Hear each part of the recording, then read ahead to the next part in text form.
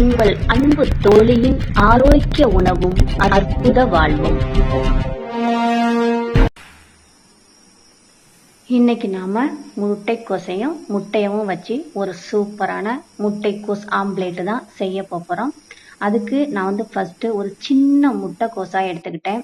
அதை நாம கட் பண்ணி அதில் பாதியை எடுத்துக்கலாம். ஒரு பாதி வேண்டாம், ஒரு பாதி மட்டும் போதும். நல்லா பூ போல வெங்காயம் கட் பண்ணுறது மாதிரி நல்லா நைஸாக கட் பண்ணிக்கோங்க. கட் பண்ணிட்டு தண்ணியில் போட்டு நல்லா கழுவி சுத்தம் பண்ணி அப்படி எடுத்து வச்சிடலாம்.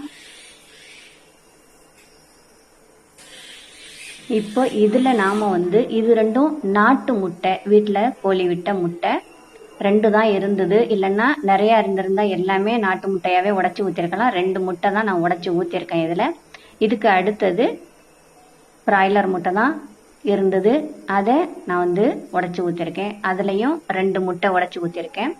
இப்போ இது கூட ஒரு 3 விரலால் எடுத்தால் எந்த அளவுக்கு வருமோ அந்த அளவுக்கு மல்லித்தலை போட்டுக்கலாம்.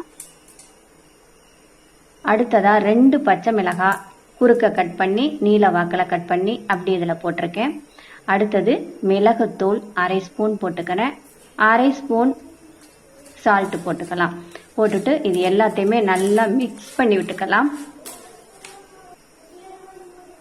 எல்லாமே நல்லா மிக்ஸ் பண்ணியாச்சு.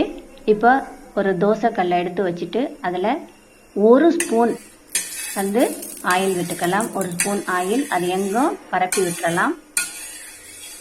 1 டேபிள் ஸ்பூன் அளவு தான் நல்லா நிறையா ஊற்றிக்கணும். இப்போ நான் இந்த மிக்ஸ் பண்ணி வச்ச இந்த முட்டைக்கோஸ் இதை அப்படியே ஊற்றிக்கிறேன். இது நீங்கள் 2 பாதியாக கூட எடுத்து 2 ஆம்லேட்டாக கூட போடலாம். எனக்கு வேணும் வந்துட போகுது, குழந்தைங்களுக்கு லேட் ஆகிடுச்சு அப்படிங்கிறதுனால நான் ஒரே ஆம்லேட்டாக போடுறேன். இது கொஞ்சம் தின்னாக இருக்கும். ஆனால் நீங்கள் 2 ஆம்லேட்டாக போட்டிங்கன்னா நல்லா கொஞ்சம் மெல்லிஸாக இருக்கும். வேகிறதும் கொஞ்சம் சீக்கிரம் வேகும். இன்னமும் நல்லா கொஞ்சம் கிறிஸ்பியாக டேஸ்டியாக சூப்பராக இருக்கும். இப்போ இதை இந்த பெருசாக போட்டதுனால எனக்கு ஒரு தோசை சிலிப்பியை மட்டும் யூஸ் பண்ணி எடுக்க முடியாது. ஒரு சைடு வெந்துருச்சு. இப்போ நான் 2 கரண்டியை வச்சு அப்படி தான் நான் இதை பிரட்டி போடுறேன். இதை பிரட்டி போட்டதும் பாருங்கள் எப்படி அந்த சைடு நல்லா பொன்னிறமாக அழகாக வெந்திருக்கு அப்படின்ட்டு. இப்போ அதுக்கு அடுத்த சைடும் நல்லா வெந்து வர ஆரம்பிச்சிட்டு வெந்துருச்சு. இப்போ இதையும் நம்ம எடுத்து ஒரு பிளேட்டில் போட்டுக்கலாம். போட்டுட்டு இதை நம்ம இனிமேல் சாப்பிட்டுக்க வேண்டியதுதான். நல்லா டேஸ்டியாக சூப்பராக இருக்கும்.